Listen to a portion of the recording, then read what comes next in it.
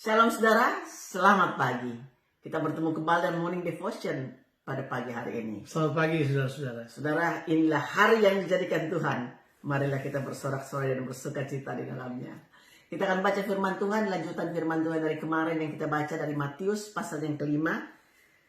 Ayat yang ke-17 sampai dengan ayat yang ke-20. Demikian firman Tuhan.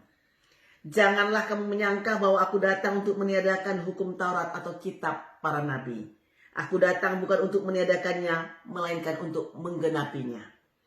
Karena aku berkata kepadamu sesungguhnya, selama belum lenyap langit dan bumi ini, satu iota atau satu titik pun tidak akan ditiadakan dari hukum Taurat, sebelum semuanya terjadi. Karena itu siapa yang meniadakan salah satu perintah hukum Taurat, sekalipun yang paling kecil, dan mengajarkannya demikian kepada orang lain, ia akan menduduki tempat yang paling rendah di dalam kerajaan sorga. Tetapi siapa yang melakukan dan mengajarkan segala perintah-perintah hukum Taurat, ia akan menduduki tempat yang tinggi di dalam kerajaan sorga. Maka aku berkata kepadamu, jika hidup keagamaanmu tidak lebih benar daripada hidup keagamaan ahli-ahli Taurat dan orang-orang Farisi, sesungguhnya kamu tidak akan masuk ke dalam kerajaan sorga. Saudara, dalam pembacaan ini Yesus sedang menekankan bagaimana kita sebagai warga kerajaan bersikap terhadap hukum Taurat. Sikap kita sebagai orang-orang yang diperintah oleh Allah adalah Yesus datang bukan untuk meniadakan hukum Taurat, tapi Yesus datang untuk menggenapi hukum Taurat. Ini menunjuk bahwa hanya Yesus yang dapat melakukannya.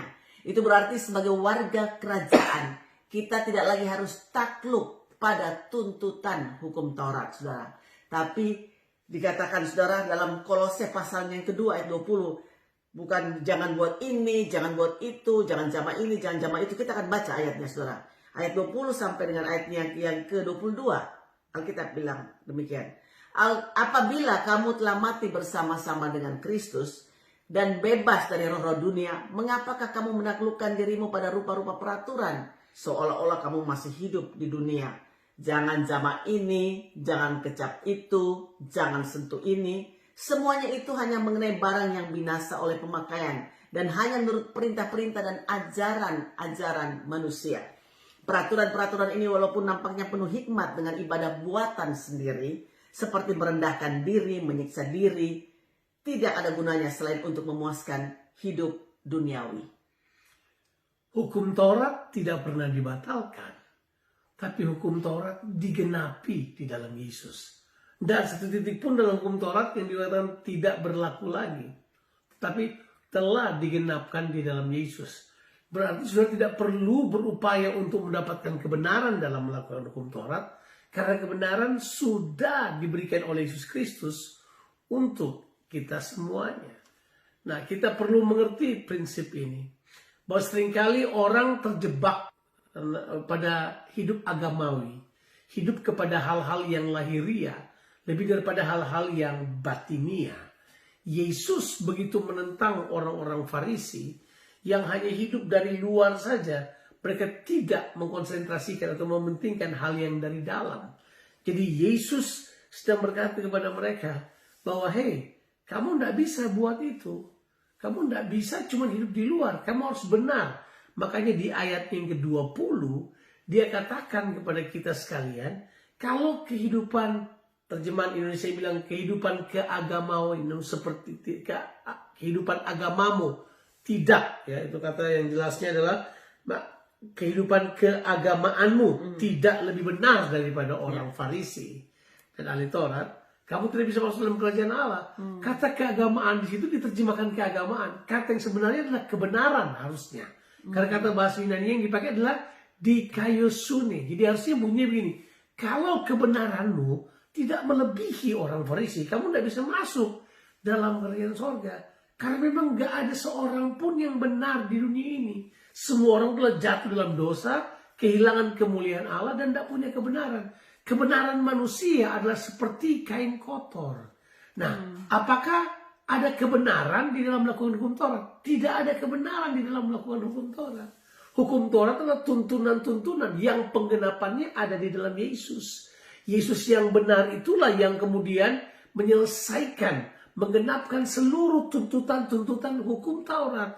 Jadi saudara tidak perlu melakukan hukum Taurat untuk merasa diri benar. Sangat disayangkan. 88% orang Kristen di seluruh dunia itu menganggap bahwa kalau dia baik dan dia berbuat baik kepada orang lain, dia kayaknya udah layak untuk masuk surga. Seolah-olah perbuatan baiknya yang membuat dia masuk surga. Tidak, saudara. Perbuatan baik manusia tidaklah menyelamatkan manusia. Karena di hadapan Tuhan, perbuatan baik manusia atau kebenaran manusia seperti kain kotor. Tapi Tuhan mengatakan kepada kita bahwa Yesus yang menggenapkan itu semuanya. Jadi kita tidak perlu lagi berupaya dengan keadaan agama kita atau apapun yang kita coba buat. Tidak ada agama yang menyelamatkan. Yang menyelamatkan adalah Tuhan Yesus. Saudara, seperti keadaan kita di masa kini, demikian juga di zaman Yesus, di mana orang menyangka bahwa kebenaran diri sendiri atau kebenaran agamawi dapat menyelamatkan manusia. Padahal tidak, saudaraku. Karena kebenaran sejati kita tahu hanya ada di dalam Tuhan kita Yesus Kristus. Karena kita mempercayai Tuhan Yesus Kristus, makanya kita bersyukur karakter-karakter Yesus ada dalam kehidupan kita. Karena kita mempercayai Dia, saudara, kita mau meneladani Tuhan Yesus Kristus. Tuhan Yesus, Alkitab bilang ini, berjalan berkeliling sambil berbuat baik. Jadi saudaraku, dengan kebenaran yang Yesus berikan kepada kita suka untuk berbuat baik. Bukan karena perbuatan baik kita diselamatkan, tapi karena kebenaran di dalam Yesus Kristus. Karena kepercayaan kita kepada Tuhan Yesus. Alkitab bilang begini, di bawah kolong langit ini tidak ada satu nama pun yang manusia dapat diselamatkan. Hanya dalam nama Yesus Kristus, Tuhan dan Juru Selamat kita. Tidak ada jaminan yang lain. Yesus sedang berkata kepada kita, Dia telah menggenapkan hukum Taurat. Waktu Dia berkata, sudah selesai. Hukum Taurat telah digenapi. Kita tidak perlu strive lagi dengan hukum Taurat. Sekarang kita akan memandang hukum Taurat hanya kalau Yesus ada dalam penggenapannya. Kalau tidak ada Yesus di dalamnya, kita akan gagal memahami hukum Taurat. Sebab penggenapan dari hukum Taurat adalah Yesus Kristus, Tuhan kita. Haleluya, saudara. Kita bersuka cita, kita bersyukur, saudara. Karena kita tidak hidup di hukum Taurat.